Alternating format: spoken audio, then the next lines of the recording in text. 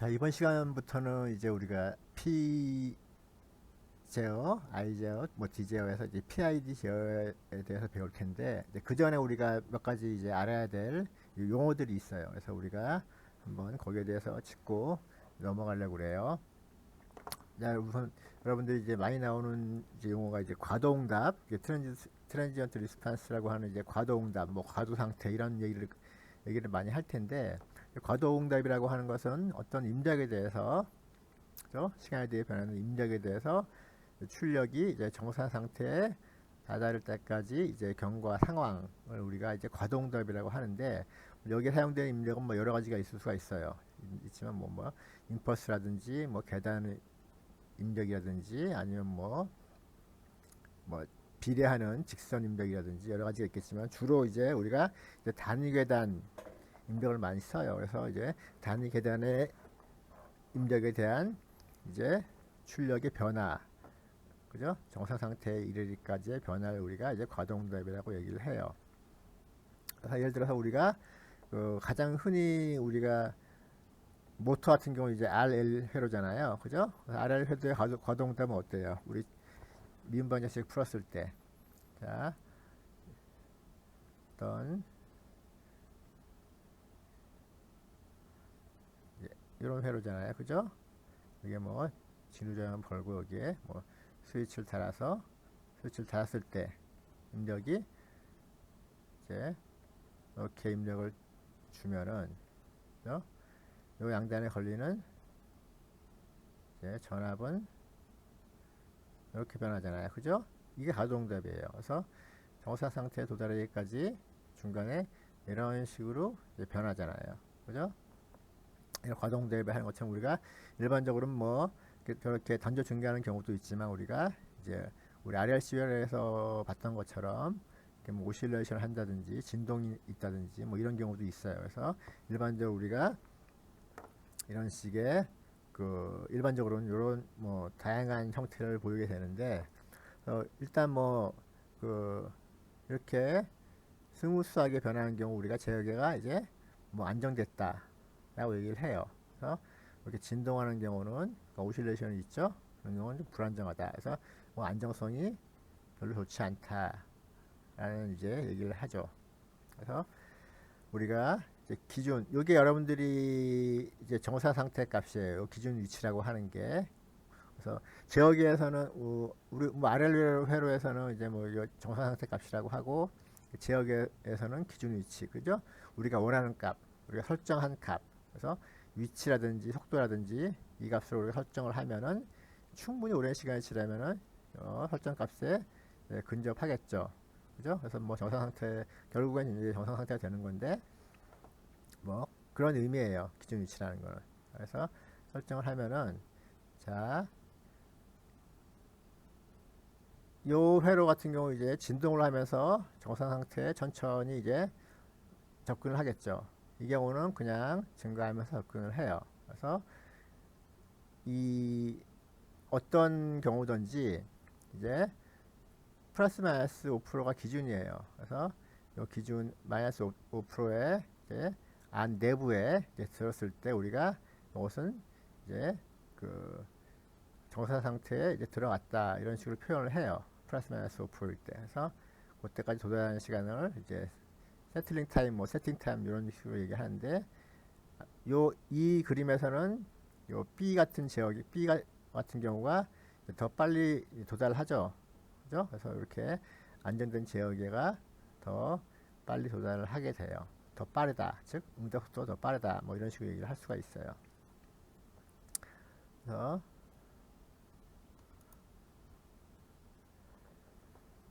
우리 RLC에서 이제 배웠던 것처럼 우리 좀 이따 다시 뭐 한번 복습을 할 거예요. 그래서 한 것처럼, 자, 우리 RLC에서도 이런 식으로 이제 가동답을 보이는 경우도 있고, 이런 식으로 보이는 경우도 있었고, 이런 식으로 보이는 경우도 있었죠, 그죠? 그래서 우리가 뭐 임계제동, 그죠? 임계제동이 가장 이상적인 경우라 했죠, 그죠? 그 다음에 뭐 이 경우는 과제동, 그 다음에 요거는 부족제동. 부족제동일 경우는 우리가 이제 앞으로 전달함수의 이제 근이 분모의 근이 이제 복소수 형태를 가지기 때문에 이제 사인, 코사인, 사인 함수로 표시가 돼요. 정연파로. 그래서 그런 진동하는 형태가 나타날 수밖에 없다. 이런 거 우리가 배웠어요. 그래서 그런 식으로 우리가 제어기에 대해서 이제 공부를 했고, 그 다음에 몇 가지 용어를 정확하게 좀 더 설명을 하면은, 일단 오버슈트라는 게 있어요. 오버슛은 자, 내가 설정한 값이 있죠. 1. 그죠? 내가 설정한 값이 있어요. 이게 최종 희망 값이에요. 그죠? 희망 값이고, 그 다음에 최대치. 처음에 물론 안 그런 경우도 있어요. 이렇게 이런 경우는 뭐 과제동 같은 경우는 이런 식으로 접근을 하겠죠. 근데 이거 일반적으로 얘기해서 오버슈트가 있는 경우는 이걸 오버슈트라고 그래요. 그래서 최대치. 최대치 내가 처음에 여러분 설정한 참조값, 레퍼런스 값 또는 정상 상태 값분의 최대치를 우리가 오버슈트라고 그래요. 요거는 이제 부족지동인 제어기에서만 나타나겠죠. 그죠? 그렇지 않은 경우는 이 오버슈트가 나타나진 않아요. 그 다음에 타임 딜레이는 시간 지연인데 기준이 뭐냐면은 최초로 내가 설정한 설정값의 희망값이죠. 희망값의 50%에 도달할 때 이제 시간을 우리가 이제 타임 딜레이라고 그래요. 자, 그 다음에 디케이레이션은 간섭인데, 자, 이것도 이제 여러분들이 이제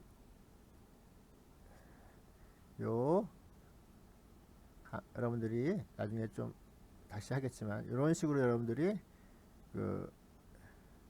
지수함수 형태로 감쇄를 하게 돼요. 여러분들이 나중에 보면 알겠지만, 그래서 이런 식으로 감쇄를 하는데, 자, 요 첫 번째 오버슈트가 있죠. 그 다음에 다시 또 오버슈트가 생기죠. 계속 생기는데 첫 번째 오버슈트 분의 두 번째 오버슈트, 요걸 우리가 그게 아니라 첫 번째 오버슈트 분의 두 번째 오버슈트의 b, 이거 우리가 감쇄비라고 그래요.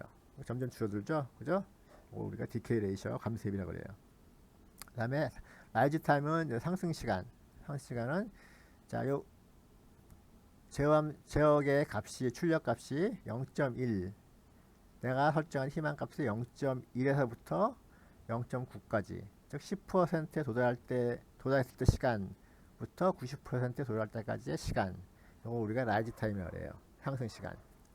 그 다음에 리스판스 타임은 이제 세팅 타임 또는 세틀링 타임, 이렇게 뭐 여러 가지 용어로 써요.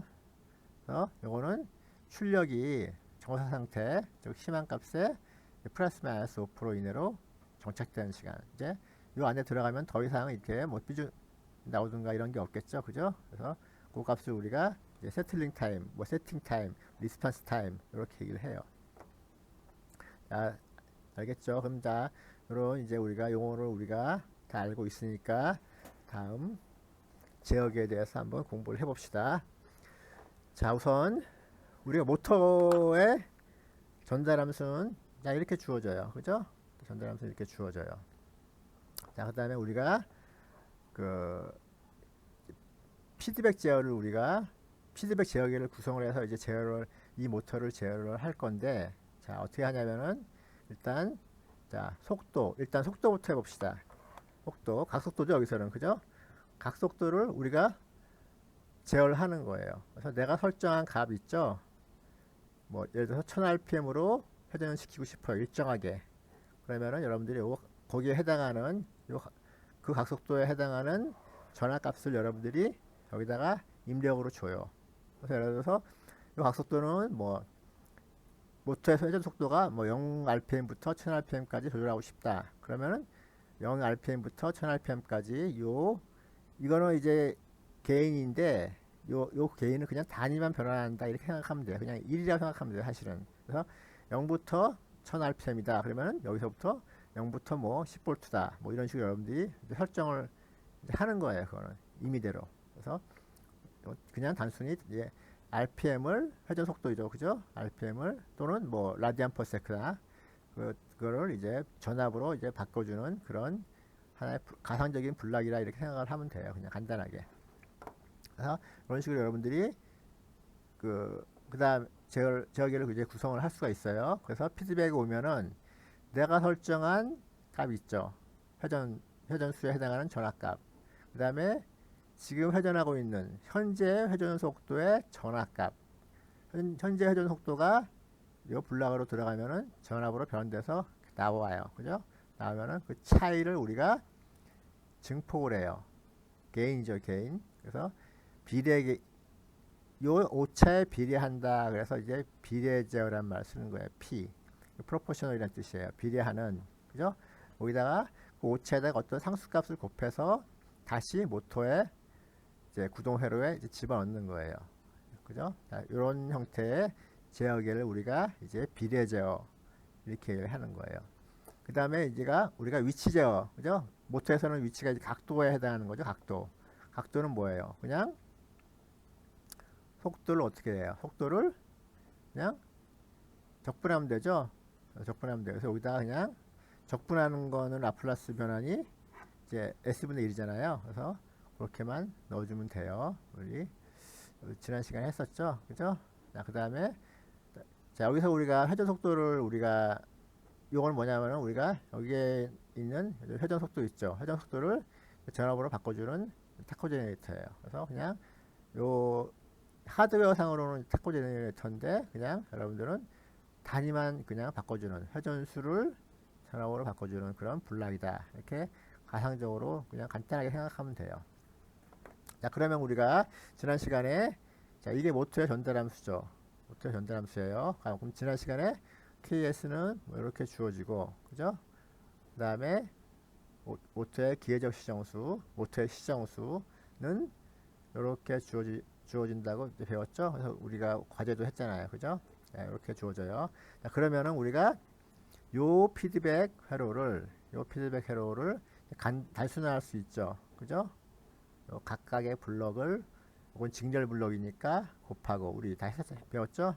직렬 블럭이니까 곱하고 그 다음에 여기에 피드백 구조니까 우리가 이런 식으로 전달함수 이 전체 그 피드백 회로를 우리가 단순화하면은 하나의 블럭으로 표시하면은 이런 식으로 이제 표시할 수가 있겠죠. 그죠? 자, 1 플러스 요 게인 KP 곱하기 KS 나누기 요거에다가 요 피드백 게인, 그죠? KM 분의 요 게인, 그죠? 요 게인. 그래서 이렇게 우리가 쓸 수가 있어요. 그죠? 그 다음에 여기다가 분모 분지에 똑같이 1 플러스 타우 S의 S를 곱해요. 요걸 곱하면은 요거 분모는 없어지고 이렇게 되겠죠? 자, 그 다음에 요거는 우리가 정리를 하는 거야. 그냥 이렇게. 이거는 우리가 어떻게, 이거는 그냥 이렇게 하는 이유는 그냥 이런 형태로 표시를 하려고 그러는 거예요. 이런 형태로. 이런 형태로. 자, 이렇게 되면, 이렇게 표시하면 어떻게 돼요? 이렇게 표시를 하면은, 이걸 라플라스 역변을 하면 어떻게 돼요? 이런 식으로 되거든요. 그죠? 이런 식으로 되잖아요. 그래서 이런 식으로 바꿔놓으면 우리가 이제, 아, 이게 시정수구나. 그래서 한눈에 알아볼 수가 있어요. 그래서 이런 식으로, 자, 정리를 해서, 이게 1 플러스 KM, 이런 식으로 정리를 하는 거예요. 그래서 요거를 우리가 분모 분지에 똑같이 나눠주면은 요건 1이 되겠죠. 그죠? 그 다음에 1 플러스 KP KS KM 분의 타우 S 이렇게 되겠죠. 그죠? 그 다음에 여기는 똑같이 이렇게 되겠죠. 그죠? 그래서 결국엔 이런 형태가 됐죠. 그죠?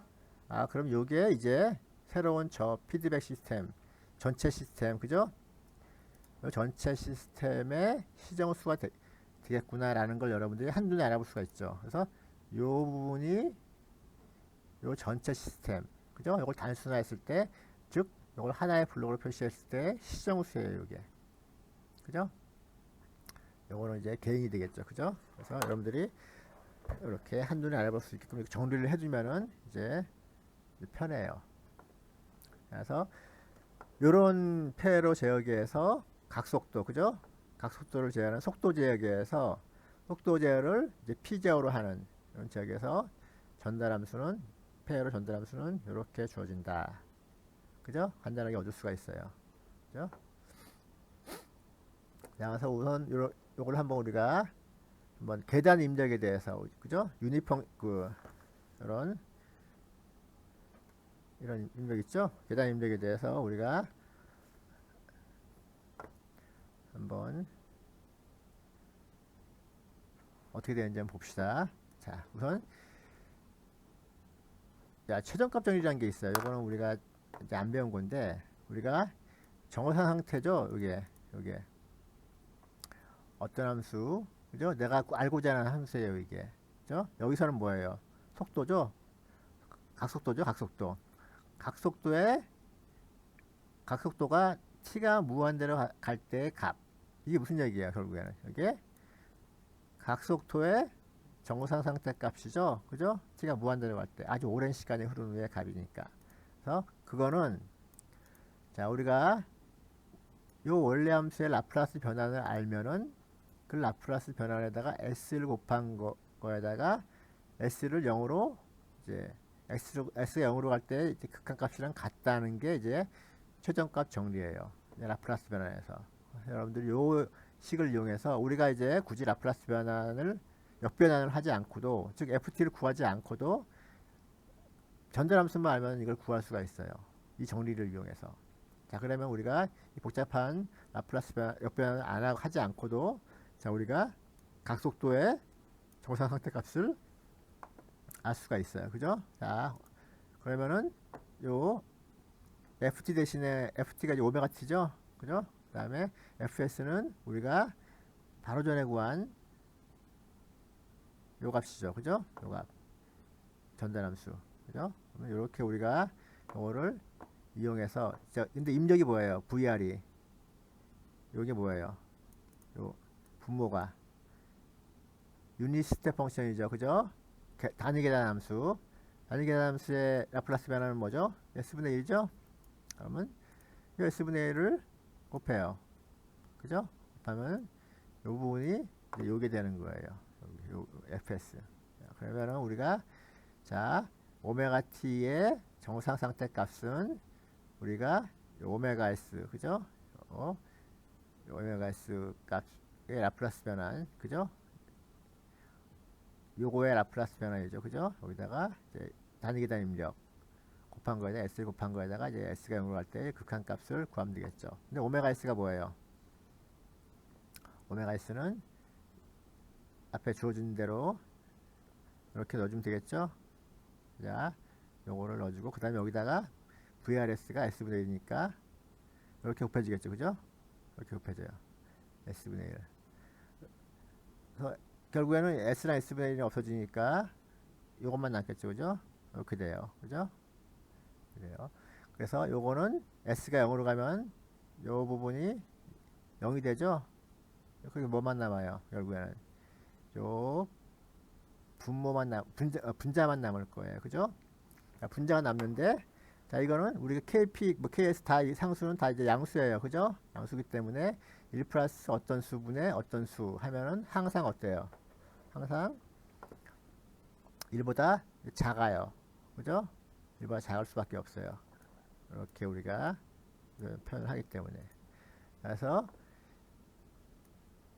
이 시스템은 입력이 1이 들어가면은 출력은 항상 1보다 작아요. 그게 무슨 얘기냐면은 항상 출력이 입력보다 작다는 의미예요. 그죠? 즉 입력과 출력이 같게 될 수가 없어요. 같을 수가 없어요. 이 시스템은. 우리가 직접적으로 우리가 이렇게 말고 직접적으로 우리가 요 값을 구할 수가 있겠죠. 한번 구해 볼까요? 요 값을. 즉 VRS 빼기 요 값을 하는 거예요. 즉 출력의 KM을 곱한 것. 그죠? 자, 무슨 말이냐면은, 자, 이제는 요게 fs죠. 여기서 fs가 요거 빼기 요 값이 되는 거예요. 즉 요 값이 되는 거예요. 이 값에서의 라플라스 이 값, 그죠? 이 값 여기서 입력 빼기 내가 레퍼런스 설정값 빼기 출력해서 피드백된 값, 그게 오차죠, 그죠? 설정한 값 빼기 현재 값, 그게 오차잖아요, 그죠? 이 값의 라플라스 변환, 이 바로 요게 되는 거예요. 요게, 그죠? 이렇게 거기다가 s를 곱해서 우리가 극한값을 구하는 거예요. s가 0으로 갈 때. 그래서 입력은 뭐예요? 입력은 여기서 VRS죠? 그 다음에 이거 출력은 뭐예요? 오메가 S, 오메가 곱하기 KM이죠. 그죠? 오메가 빼기 KM이죠. 그래서 오메가 빼기 KM인데,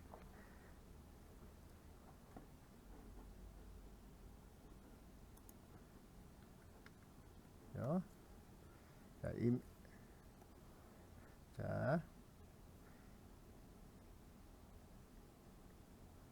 자, 여기 요걸 우리가 에러라고 하면은 에러라고 하면은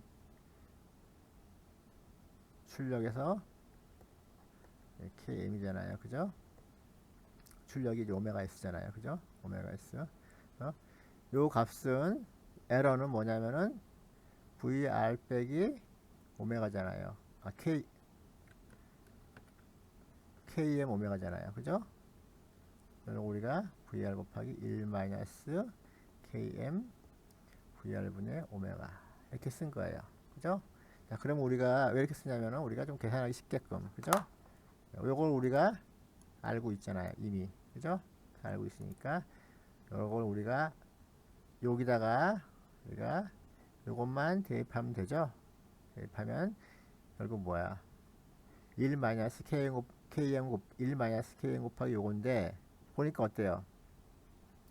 자, 1 마이너스 KM 곱하기 요걸 하면은 자, 요 분자에 KM이 곱해지죠. 그죠? 그러니까 요거랑 모양이 같네요. 그죠? 그러니까 요 값은 이렇게 돼요. 이렇게. 뭐 S 곱하기 VRS는 이제 없어져, 약분되니까 1이 되고, 그죠? 이렇게 되는 거예요. 그래서 이걸 우리가 S가 1로 갈 때 극한값을 취하면 요건 0이 되죠? 0이 돼요. 그래서 요거만 남아요. 즉, 정상상태 오차가 이거란 얘기예요. 그죠? 이거란 얘기인데, 우리 KP, KS, KM은 다 우리가 상수잖아요. 그러니까 이게 0이 될 수가 없어요. 무슨 말인지 알겠죠? 그래서 결론이 뭐예요? 결론은 우리가 각속도를 P 제어로 P 페어로 제어를 할 때 오차는 0이 될 수가 없어요. 이론적으로도 0이 될 수가 없고 뭐 실제로는 더더욱 그렇겠죠. 그죠? 그래서 왜냐하면 이런 우리가 수학적 우리가 모델링을 통해서 유도를 해보니까 그렇게 된다 이런 얘기예요. 그 실제로도 그렇고 자, 무슨 말인지 알겠죠? 그래서 그 P 제어를 할 때는 나중에는 왜 그런지 우리가 그 물리적으로 이제 한번 설명할 텐데 그 P 제어를 속도 제어를 사용할 때 모터의 속도 제어를 사용할 때는 정상 상태 값을 0으로 만들 수가 없어요. 자, 그래서 굉장히 우리가 다른 그래서 이제 우리가 뭐 PI 제어니 PD 제어니 이제 그런 얘기가 나오는 거예요. 그 다음에 우리가 각도 제어를 할 경우도 있고 우리가 그죠? 그래서 우리가 설정하는 값을 우리가 이제 각도 제어를 할 수도 있고 이제 그 위치 제어 그죠? 각도 제어를 각속도 제어를 할 때도 있고 이제 위치 제어, 각도 제어를 할 때도 있는데 각도 제어할 경우에는 우리가 각속도에다가 어때요? 각속도에다가